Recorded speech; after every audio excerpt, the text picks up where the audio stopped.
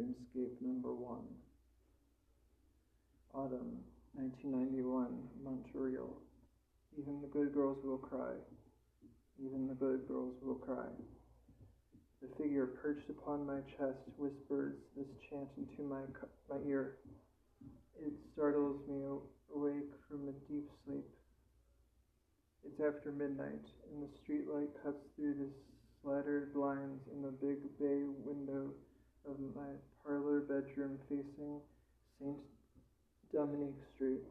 The visitor's identity is in a silhouette. Long, full hair frames a backlit face too dark for me to make out the details.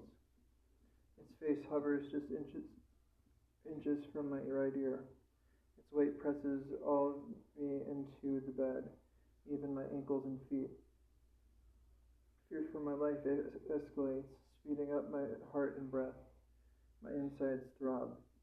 Am I awake or am I asleep? I wonder. Is this a wild dream or something else? I try to lift a single finger, trying to access my power of self-defense. My finger is like dead weight. I am stuck here against my will. Even the good girls will cry. Is this a warning? From where? From when? Terror helps me receive the message and take it in. I'm hoping that if I don't resist, it will stop. I submit. At once, the figure lifts and disappears. Instant relief comes over me, but simultaneously a new form appears. A lanky, long-haired, androgynous figure now stands in the front of my bed. It is nude or draped in light fabric, long-limbed and graceful, both frightening and beautiful. It slowly raises its right hand, waving a middle "fuck you" finger in slow motion from right to left. The vision is powerful and terrifying.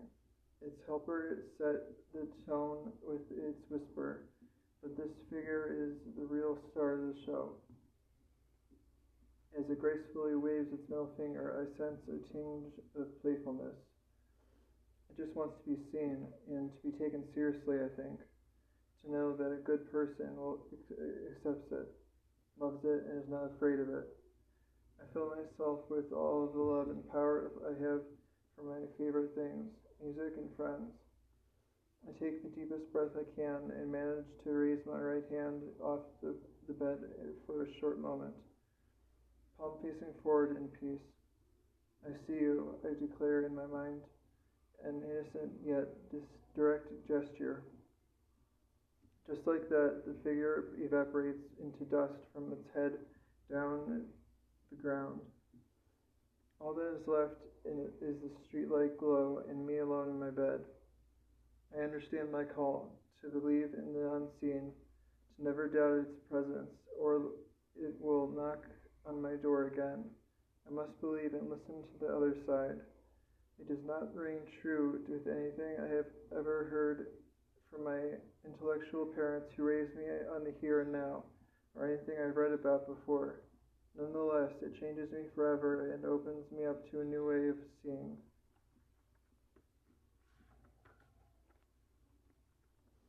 Chapter 1. Dreamy Frontline Feminist.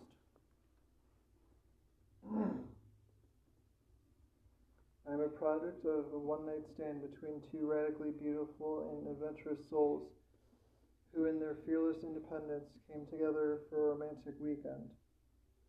Some of the closest people in my life have called me a hippie in an accusatory kind of way or judged me for my overuse of cosmic words. But I want to be straight with you from the top. I truly feel that every soul has trajectory or calling in each lifetime, and that I found my perfect moment to drop into this world through these two parents.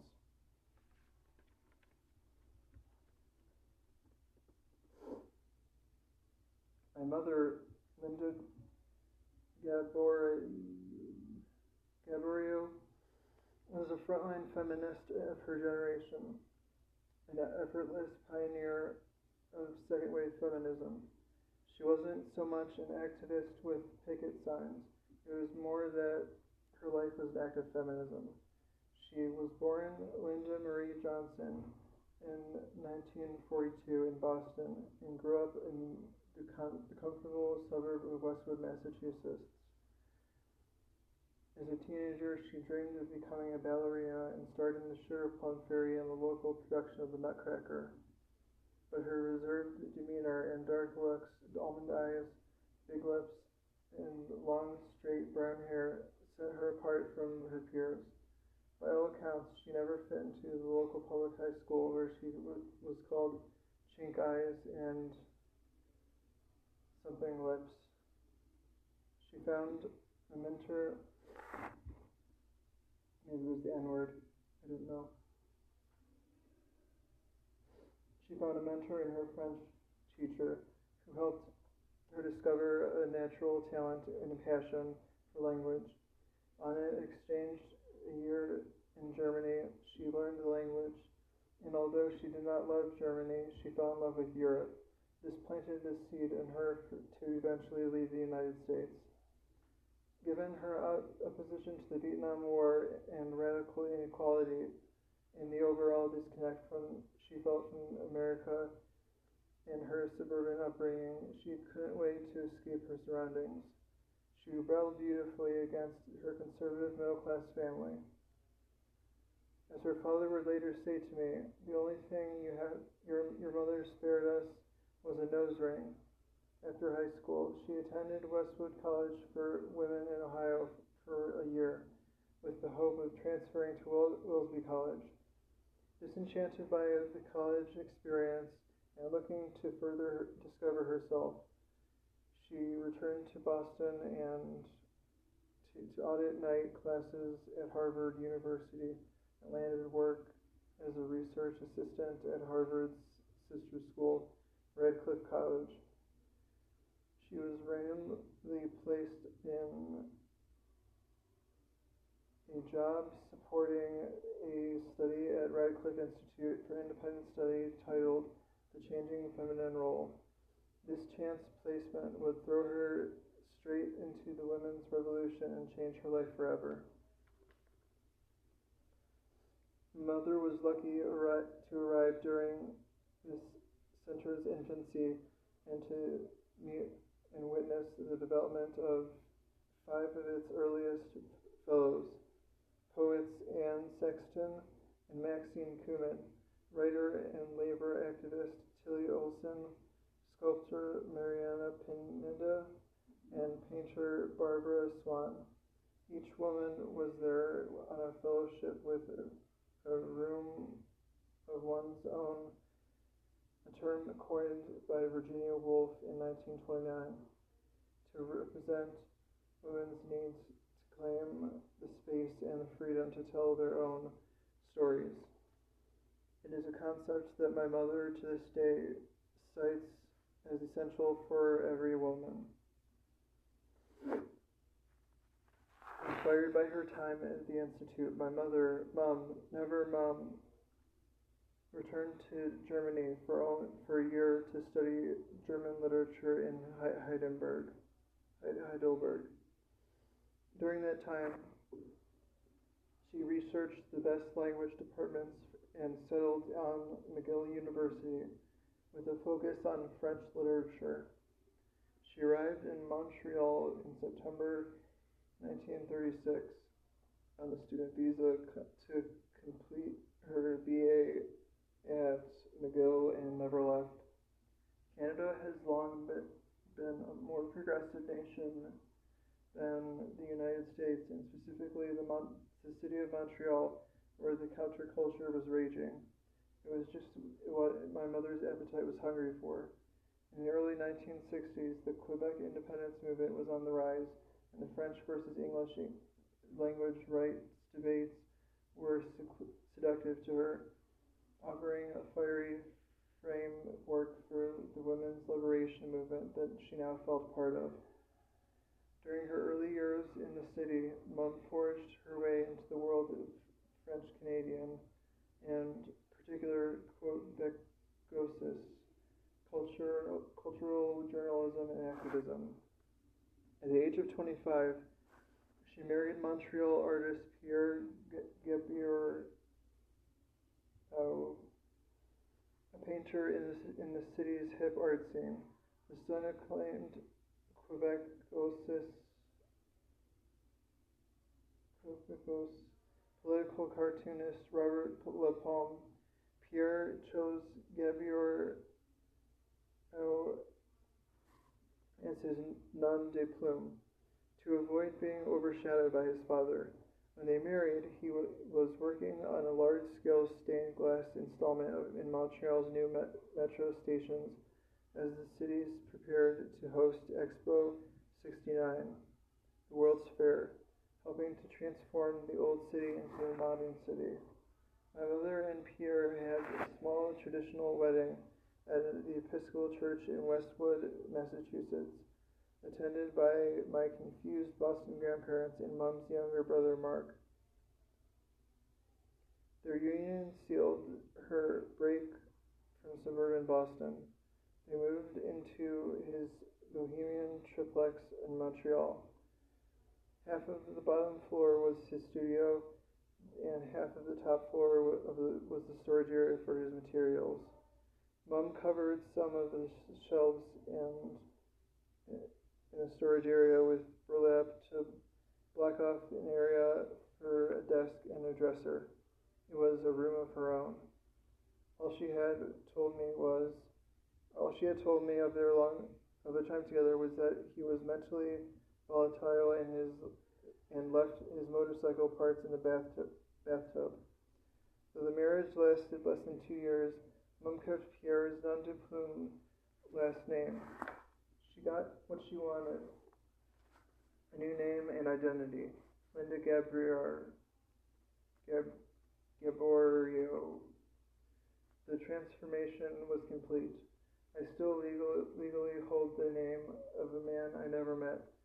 Melissa Tara Gabiero of Maur. You try being an American police officer pulling me over for speeding and having to pronounce that. With your ear for language, exotic looks, and French last name, Mom easily passed it as a genuine Quebecos beauty. Meeting her today, you would never imagine she had suburban American roots. As a child, I instinctively respected the uprooting and transformation she had undergone. Her rejection of her childhood home was confusing to me, though, because of how loving and how comforting I found my normal grandparents in Massachusetts to be. My grandfather, George D. Johnson, loved me with a warmth and stability I never felt from any other man in my childhood. The only conflict I ever witnessed between him and Mom was at the dinner table when politics came up. I would give my right arm to punch JFK in the nose. He would shout as they debated in the social services. His bleeding heart liberal daughter would defend. Despite their different political outlooks, they had a beautiful relationship. I'm proud for your mother. She is strong and independent, he'd often tell me. I'm proud of your mother. She is strong and independent, he'd often tell me, revealing his unconditional love and support of her wild ways. In contrast to her suburban 1950s family, Mom had a beatnik style, feminine and practical, effortless and unnatural. She wore knee-high socks with dark velvet of frame skirts or culotte knickers and big bell-sleeved velvet waistcoats, hand-me-downs from her wicked Victorian grandmother, Violet.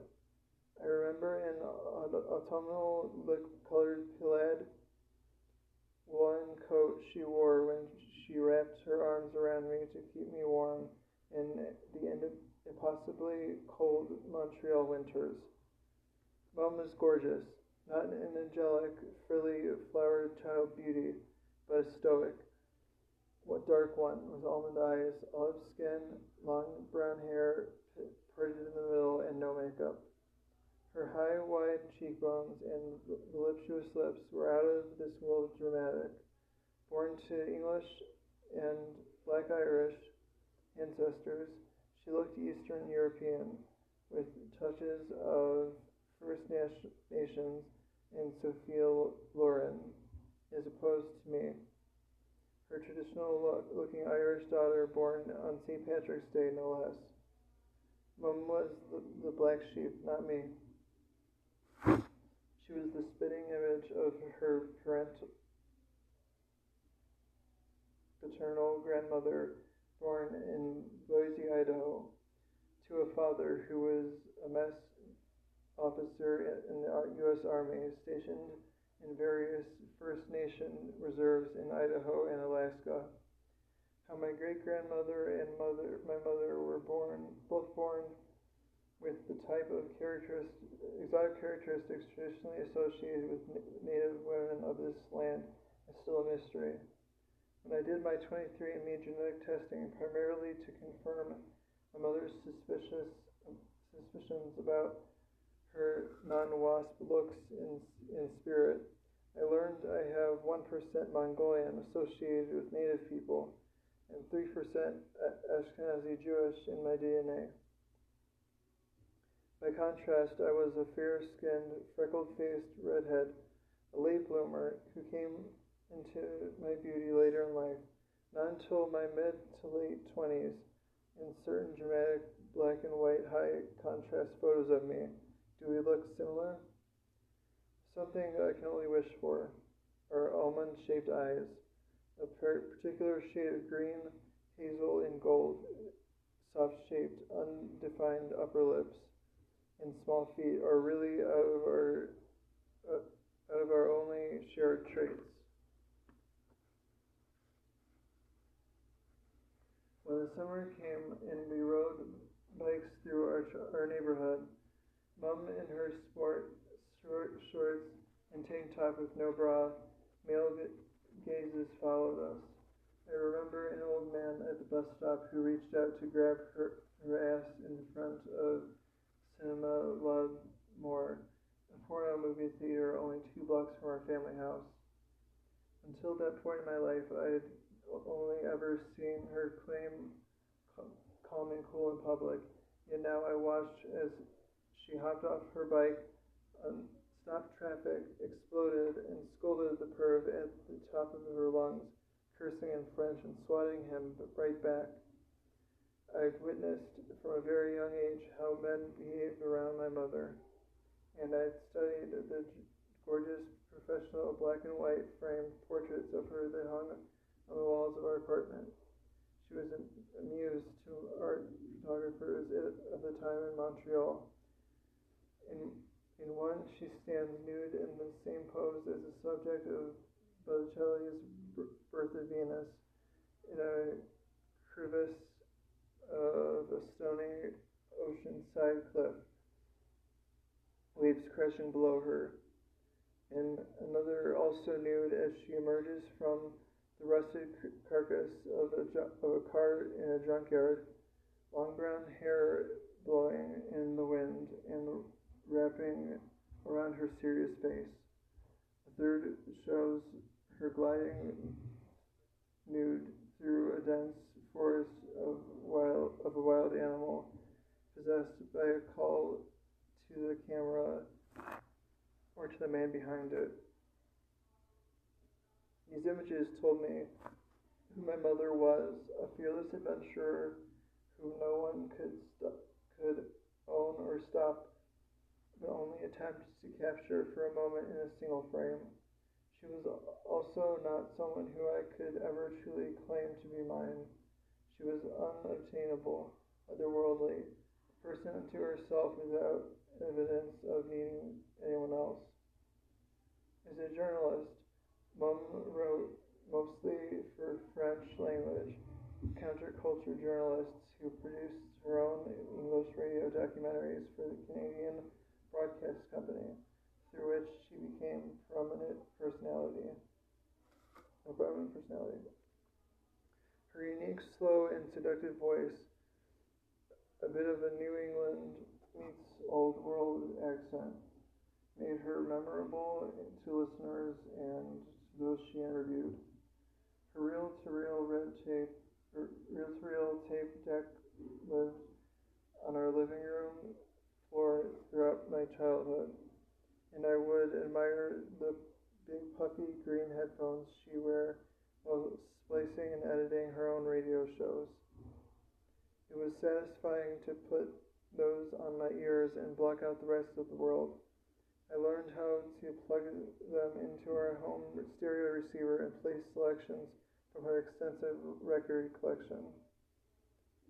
We would spend hours in our living room, listening to music and gazing at the album covers like storybooks. As I sat on her lap, she would point at the men on the album covers and tell me stories about each of them. I vividly remember the Rolling Stones between the buttons of the album, featuring a beautiful, soft-focused color photo of the 5 band members lined up in their rain jackets in the British countryside. Her lovely fingers with long sculpted fingernails pointed at Mick Jagger. "This is the cute one that all the women throw themselves at," she explained. "And this is the troubled one that died in a drowning pool." This is the troubled one that died drowning in a pool. Her finger paused on Brian Jones, peering out from below a heavy brow and long-fringed blonde bangs. He was the only one smiling, a trickster smile that captivated me. How could he have died? Who found him? I wondered every time I looked at that album cover. I was raised on Mom's record collection and her admiration for the men in the bands. She was my gateway for discovering the contemporary music of one's generation as a calling, and for my desire to be in the band, not a woman with a man in the band. At a point in my mother's career that most closely linked to my own destiny, and which made me most proud, is that she became the first female rock disc jockey of Montreal English airwaves. Chom FM, still the only local classic rock station in Montreal. Between 1969 and 1974, she interviewed all the big names of the era, from Frank Zappa and Ken Kesey to the band and Leonard Cohen. She was romantically linked to more than a few of them. By the way she spoke about her friendship with Zappa, I could tell there was something special about their connection. It inspired me to investigate deeper. I put my favorite album of his on constant rotation, Cruising with Reuben and the Jets.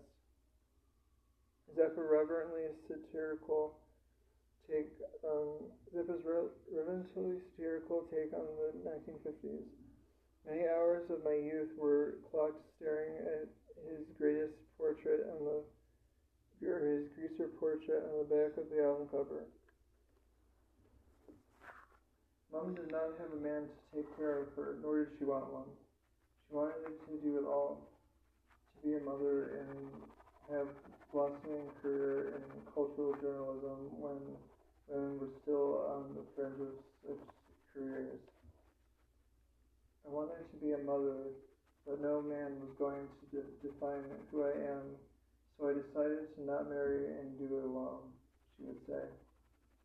Another key phrase my friends and I heard from her many times as we were growing up was, "I want to climb Kilimanjaro, and motherhood is not going to stop me."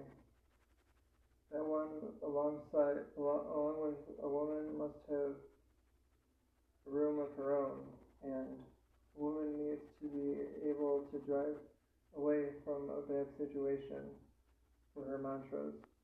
I'm grateful she indoctrinated us in this way. Women of my generation owe so many of our liberties to the fearlessness of her generation. By the time I was 2, I had not yet met my father. but my mother and I had already taken a year-long international adventure. We started with visiting friends in Paris. Then we lived for a while to a finely crafted and guided circus caravan in a gay playwright's field on Hay-on-Wye, Wales, with Norma, one of my two unofficial godmothers, whom my mother had met at McGill. This was followed by a time living in a British post van that the two of them bought to travel to Morocco. We then drove it down through Spain and all the way to Marrakech, camping along the way. I slept in the front seat, and the two of them slept in the short back cabin with their feet hanging out of the open door.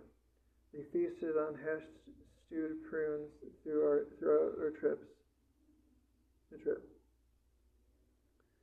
Our final stop was Kenya, Africa, this time without Norma. To get to the remote village, we had to fly through Nairobi and an 8-hour taxi drive to Mombasa, and then ride to a tiny van to a town near the Tana River, where we visited anthropologist Catherine Homewood, who was studying Mangabe monkeys under the guidance of Louis Leakey. Once there, we slept on hammocks and lived in a hut on a banana grove that attracted the manabees, baboons, and elephants at night. Mom once had to protect me from a little vervet monkey that had fallen in love with her and become fiercely jealous of me, her baby in her arms. My mother did get to climb part way up Kilimanjaro in a Land Rover and also sat on an alligator that she thought was a log. I have a treasured photo of me celebrating my second birthday in that village, surrounded by local children. In the sea of Kenyan children, I look white as a ghost wearing a straw hat and stripped kaftan Mom picked up for me in Morocco. A worldwide trip came to a halt with my second bout of malaria, resulting in a flight to London and nearly 2 weeks stay at the hospital for tropical diseases. That's when Mom decided it was time to bring me home. I was proud of these global adventures, and growing into my teen and young adult years, I shared the tales freely. My mother's choices became my lifelong badges of nomadic bohemian honor. Being given the world at such a young age set me up for life as a nomad on the road with a rock band and for an identity as someone on the hunt for adventure. The question I did not find myself asking until much later when I was a mother myself is what it did not set me up for. This is the confusion that burns brightly in me now, but in my coming of age as a young woman, it spanned only desire, adventure, and poetry. That was chapter 1.